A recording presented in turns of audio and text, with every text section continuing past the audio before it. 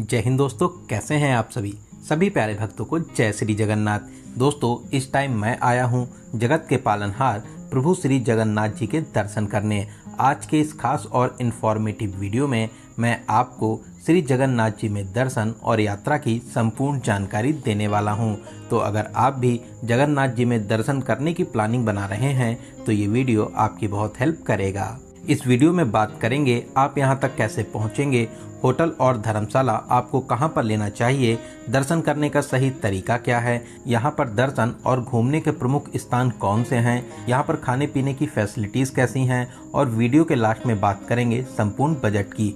तो यात्रा और दर्शन की A to Z complete information के लिए वीडियो को एक बार पूरा जरूर देखें। दोस्तों, पूरे भारत में 4 प्रमुख धाम हैं जो चारों दिशाओं में स्थापित हैं। उत्तर में बद्रीनाथ, पश्चिम में द्वारिका, दक्षिण में रामेश्वरम और पूर्व में श्री जगन्नाथ। श्री जगन्नाथ जी का ये अलौकिक धाम उड़ीसा के पुरी में समुद्र के किनारे स्थापित है।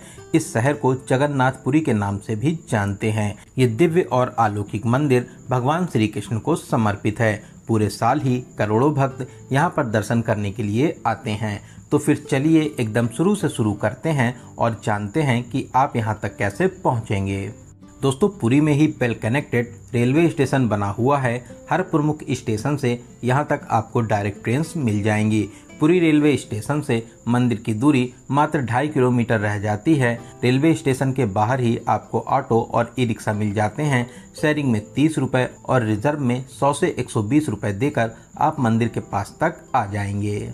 वहीं अगर आप फ्लाइट से आना चाहते हैं तो यहाँ का nearest airport Biju Patnaik airport Bhubaneswar में है, जो पुरी से लगभग 55 किलोमीटर दूरी पर स्थित है। भुवनेश्वर तक आने के बाद में आप बस या टैक्सी के माध्यम से पुरी तक आ जाएंगे। तो चलिए, बहुत ही शानदार सफ़र पूरा करके अब हम लोग पहुँच चुके हैं प्रभु जगन्नाथ स्वामी की नगरी जगन्नाथपुरी में। और अब हम लोग बात करते हैं यहाँ पर रुकने के लिए आपको होटल या धर्मशाला कहाँ पर लेना चाहिए। दोस्तों, ऐसे तो आप पूरे पुरी में कहीं पर भी होटल या धर्मशाला ले सकते हैं, लेकिन मैं आपको एडवाइस करूँगा आप मंदिर के 500 मीटर रेंज में ही होटल या धर्मशाला ले सकते हैं। सबसे अच्छी लोकेशन है ग्रांड रोड मार्केट। यहाँ से मंदिर की दूरी मात्र 100 मीटर रह जाती है। यहाँ पर होटल्स की स्टार्टिंग 1000 रुपये से हो जाती है। 1200 से 1800 के बजट में आपको बहुत ही अच्छा AC रूम मिल जाएगा। वहीं यहाँ पर बहुत से धर्मशाला भी बने हुए हैं जिनकी स्टार्टिंग 500 रुपये से हो जाती है। वहीं अगर आप चाहें तो मंदिर ट्रस्ट के भक्त निवास में भी स्टे कर सकते हैं, लेकिन इसके लिए आपको पहले से जगन्नाथ मंदिर की ऑफिशियल वेबसाइट से बुकिंग करना रहता है। यहाँ पर 1200 से स्टार्टिंग हो जाती है। 1500 तक के बजट में आपको बहुत ही अच्छा डिलक्स रूम मिल जाएगा।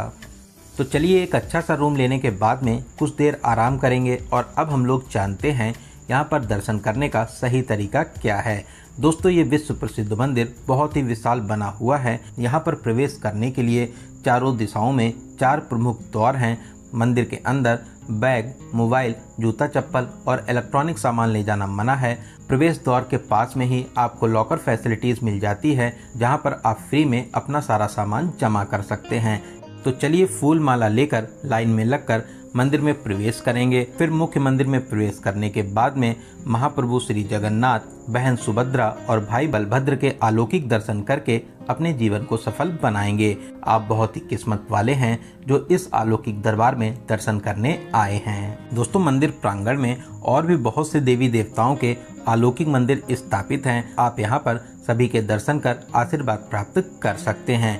दोस्तों, मंदिर परिसर में ही आनंद बाजार है, जहां पर प्रसाद और महाभोग मिलता है। जगन्नाथ मंदिर की खास रसोई में इस 56 भोग को बनाया जाता है। आप अपनी श्रद्धा अनुसार इस भोग को खरीद सकते हैं। दोस्तों, इस महाप्रसाद के स्वाद को शब्दों में बता पाना बहुत ही ज्यादा मुश्किल है। शायद ही आपने इतना स्वादिष्ट प्रसाद कभी ग्रहण किया हो, तो आप यहाँ पर इस महाप्रसाद को जरूर ग्रहण करें। दोस्तों, इस दिव्य मंदिर के बहुत से रहस्य भी हैं। इस मंदिर के ऊपर जो ध्वज स्थापित है वो हमेशा हवा के विपरीत दिशा में लहराता है। दिन के किसी भी समय मंदिर के गुम्बद की छाया नहीं बनती है। साथ ही गुम्बद के ऊपर से कोई भी पक्षी या जहाज नहीं गुजरता। यहाँ पर भगवान जी की तीनों मूर्तियां लकड़ी से बनी हुई हैं, जिन्हें हर 12 सालों में बदला जाता है। इस परंपरा को नवकलेवर कहा जाता है। ऐसा माना जाता है जगन्नाथ जी की लकड़ी की मूर्ति में भगवान श्री कृष्ण का दिल रखा हुआ है, जो आज भी धड़क रहा है। दोस्तों ये मंदिर बहुत ही ज़्यादा अलौकिक और दिव्य है। यहाँ पर दर्शन करने से सभी मनोकामनाएं पूरी होती हैं, तो आप भी यहाँ पर दर्शन करने जरूर आइए। मंदिर में दर्शन की टाइमिंग की बात करें तो सुबह 5 बजे से रात 9 बजे तक आप दर्शन प्राप्त कर सकते हैं। वहीं दिन में 11:30 से 1 बजे तक भोग और विशेष पूजन के कारण दर्शन रुक जाते हैं।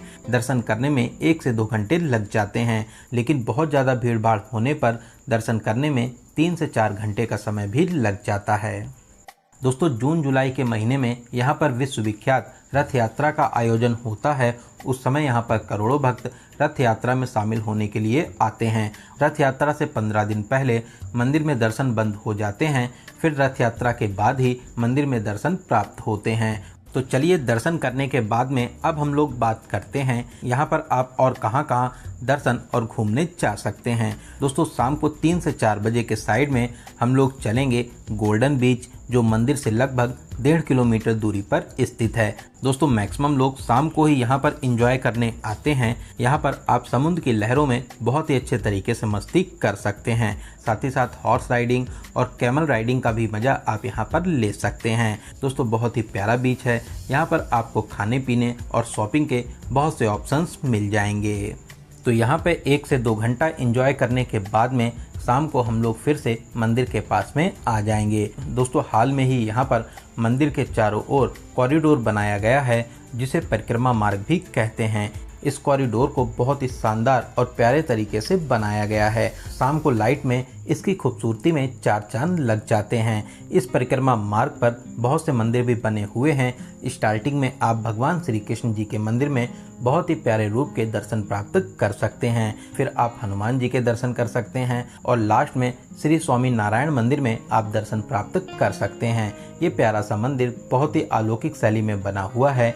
यहाँ पर दर्शन करके आपको बहुत ही ज़्यादा अच्छा लगेगा।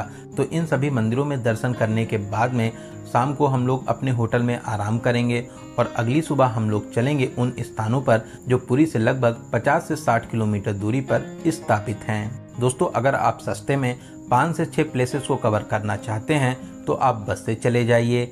मंदिर मार्ग के पास में ही आपको बहुत से टूर एंड ट्रेवल्स के ऑफिस मिल जाएंगे, जहां से आप एक दिन पहले बस की बुकिंग कर सकते हैं। नॉन एसी बस में 200 से 250 रुपये और एसी बस में 300 से 350 रुपये का चार्ज करते हैं। वहीं अगर आप टैक्सी से जाना चाहते हैं तो 4 सीटर के लिए 3000 से 3500 रुपये और 7 सीटर के लिए 4000 से 4500 रुपये का चार्ज करते हैं।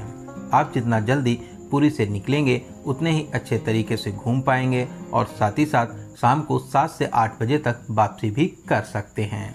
तो चलिए सबसे पहले हम लोग चलेंगे चंद्रभागा बीच, जो पुरी से लगभग 32 किलोमीटर दूरी पर कोणार्क मंदिर के पास में स्थित है। दोस्तों यहाँ पर चंद्रभागा नदी बंगाल की खाड़ी में आकर मिलती है। यहाँ पर दूर तक फैले विशाल समुद्र के सुकून भरे नज़ारों को देख सकते हैं। आप यहाँ पर बहुत ही अच्छे से मस्ती कर सकते हैं। साथ ही साथ आप अपनी यादों के लिए यहाँ पर प्यारी प्यारी फोटोशूट भी करा सकते हैं। तो यहाँ पर लगभग आधा घंटा तक एंजॉय करने के बाद में अब हम लोग चलेंगे कोणार्क सूर्य मंदिर। यहाँ पर आपको 40 रुपए का एंट्री टिकट लगता है। दोस्तों इस सूर्य मंदिर का निर्माण 13वीं सदी में गंग वंश के महान राजा नरसिंह देव ने करवाया था, जो कलिंग वास्तुकला का सबसे बेहतरीन उदाहरण माना जाता है। ये विश्वविख्यात मंदिर भगवान सूर्य देवता को समर्पित है। इस मंदिर को काला पैगोडा भी कहा जाता है। यहाँ पर आप मंदिर की भव्यता और कारीगरी देखकर अपने प्राचीन वास्तुकला पर बहुत गर्व महसूस करेंगे। अगर आप चाहें तो यहाँ पर गाइड भी कर सकते हैं, जिससे आपको मंदिर की बहुत सी जानकारियाँ मिलेंगी। इस प्राचीन मंदिर को यूनेस्को द्वारा विश्व धरोहर सूची में भी शामिल किया गया है। दोस्तों शाम को यहाँ पर 7 बजे के बाद में लाइट एंड साउंड शो भी होता है, जिसमें मंदिर के इतिहास और जानकारी को बहुत ही खूबसूरती से दिखाया जाता है। तो यहाँ पर 1 से 1.5 घंटा घूमने के बाद में अब हम लोग चलेंगे धौली हिल्स शांति स्तूप, जो कोणार्क मंदिर से लगभग 55 किलोमीटर दूरी पर स्थित है। दोस्तों ये शांति स्तूप बहुत ही विशाल बना हुआ है, जो भगवान बुद्ध को समर्पित है। यहाँ पर भगवान बुद्ध के जीवन को दर्शाया गया है। साथ ही प्यारा सा स्थान काफ़ी ऊंचाई पर स्थित है। स्तूप के पीछे ही प्राचीन शिव मंदिर भी स्थापित है। आप यहाँ पर भी दर्शन कर आशीर्वाद प्राप्त कर सकते हैं। तो यहाँ पर दर्शन करने के बाद में अब हम लोग चलेंगे श्री लिंगराज मंदिर, जो यहाँ से लगभग 7 किलोमीटर की दूरी पर स्थित है। दोस्तों ये दिव्य और प्राचीन मंदिर भगवान विष्णु और महादेव जी को समर्पित है। मंदिर के अंदर मोबाइल, कैमरा, बैग, जूता, चप्पल ये सब ले जाना मना है। मंदिर के बाहर ही आपको लॉकर फैसिलिटीज मिल जाएंगी, तो लाइन में लगकर मंदिर में प्रवेश करेंगे। यहाँ पर आप स्वयंभू शिवलिंग के दर्शन कर आशीर्वाद प्राप्त कर सकते हैं। महादेव आपकी सभी मनोकामनाओं को जरूर पूरा करेंगे। दोस्तों बहुत ही विशाल और भव्य शैली में ये प्यारा सा मंदिर बना हुआ है। इसका निर्माण 10वीं शताब्दी में राजा जजाति द्वारा शुरू कराया गया था। इस विशाल मंदिर परिसर में सभी देवी देवताओं के 50 से अधिक मंदिर स्थापित हैं। आप यहाँ पर सभी के दर्शन कर आशीर्वाद प्राप्त कर सकते हैं। तो यहाँ पर दर्शन करने के बाद में अब हम लोग चलेंगे उदयगिरी और खंडागिरी, जो लिंगराज मंदिर से लगभग 12 किलोमीटर दूरी पर स्थित है। दोस्तों यहाँ पर 15 रुपए पर पर्सन का एंट्री टिकट लगता है। यहाँ पर प्राकृतिक रूप में बहुत सी गुफाएं बनी हुई हैं, साथ ही साथ कुछ गुफाओं को बनाया भी गया है। इस स्थान का निर्माण 250 ईस्वी के आसपास गुप्त वंश के राजाओं ने जैन साधु मुनियों के लिए करवाया था। उदयगिरी और खंडागिरी आमने सामने स्थित हैं। उदयगिरी में छोटी बड़ी 18 और खंडागिरी में 15 गुफाएं बनी हुई हैं। इसके अलावा खंडागिरी में जैन मंदिर भी स्थापित है। तो आप इन दोनों जगहों पर आराम से 1 से 1.5 घंटा घूम सकते हैं। तो यहाँ पर घूमने के बाद में अब हम लोग चलेंगे नंदनकानन जू, जो उदयगिरी से लगभग 25 किलोमीटर दूरी पर स्थित है। दोस्तों नंदनकानन जू बहुत ही विशाल एरिया में फैला हुआ है। यहाँ पर आपसे 50 रुपए का एंट्री टिकट लगता है। दोस्तों यहाँ पर आपको बहुत से जीव जंतु देखने को मिलते हैं। सभी तरह के चीते, शेर, हाथी, भालू, तेंदुआ, हिरण, जिराफ, साथ ही बहुत से तरह के सांप और पक्षियों को आप यहाँ पर देख सकते हैं। बच्चों के लिए यहाँ पर चिल्ड्रन पार्क भी बना हुआ है। इसके अलावा जगह जगह आपको सेल्फी पॉइंट्स भी मिल जाएंगे। आप अपनी यादों के लिए यहाँ पर प्यारी प्यारी फोटोशूट करा सकते हैं। शाम को लगभग 6 बजे जू बंद हो जाता है। तो यहाँ पर 2 से 3 घंटे घूमने के बाद में शाम को 8 से 9 बजे तक हम लोग पूरी वापस आ जाएंगे। अगर आपकी रात वाली ट्रेन है तो रात वाली ट्रेन से आप अपने घर के लिए वापसी कर सकते हैं। अगर आपके पास में एक दिन और एक्स्ट्रा है तो आप चिल्का लेक साइड भी घूमने जा सकते हैं। दोस्तों इन सभी प्लेसेस के अलावा भी पुरी में और भी बहुत से छोटे बड़े प्लेसेस हैं। आप अपने टूर प्लान के हिसाब से उन सभी को कवर कर सकते हैं। तो चलिए अब हम लोग जानते हैं यहाँ पर खाने पीने की कैसी फैसिलिटीज़ हैं। दोस्तों यहाँ पर आपको बहुत ही अच्छे और वीआईपी रेस्टोरेंट मिल जाएंगे। खाना पीना आपको बिना लहसुन प्याज के भी यहाँ पर मिल जाता है। इसके अलावा छोटे बड़े ढाबे भी हैं जहाँ पर आप नॉर्मल बजट में खाना पीना कर सकते हैं। बात करें यहाँ पर आने का सबसे अच्छा समय कौन सा रहता है, तो अक्टूबर से मार्च तक यहाँ पर आने का सबसे अच्छा समय माना जाता है। अप्रैल, मई और जून में यहाँ पर बहुत ज़्यादा गर्मी होती है।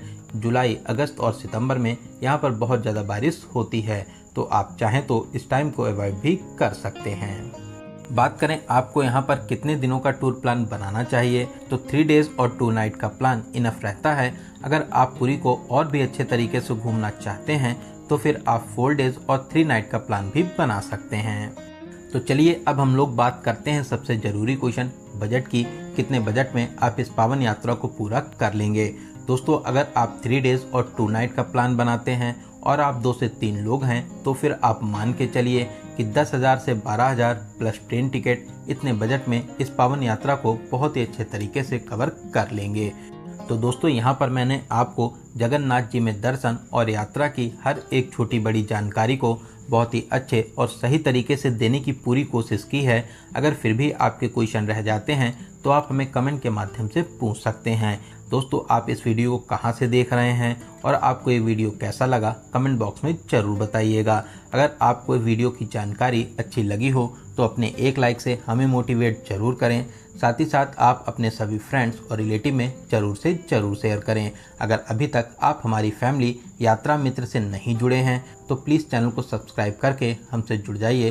साथ ही साथ बेल आइकन प्रेस करने के बाद में ऑल नोटिफिकेशन को ज़रूर क्लिक करें। तो चलिए दोस्तों अब मिलते हैं किसी ऐसे ही इन्फॉर्मेटिव वीडियो में। तब तक आप अपना और अपने परिवार का बहुत ज़्यादा ख्याल रखें। आपकी यात्रा सफल, सुगम और मंगलमय हो। जय हिंद, जय भारत, जय जय श्री जगन्नाथ।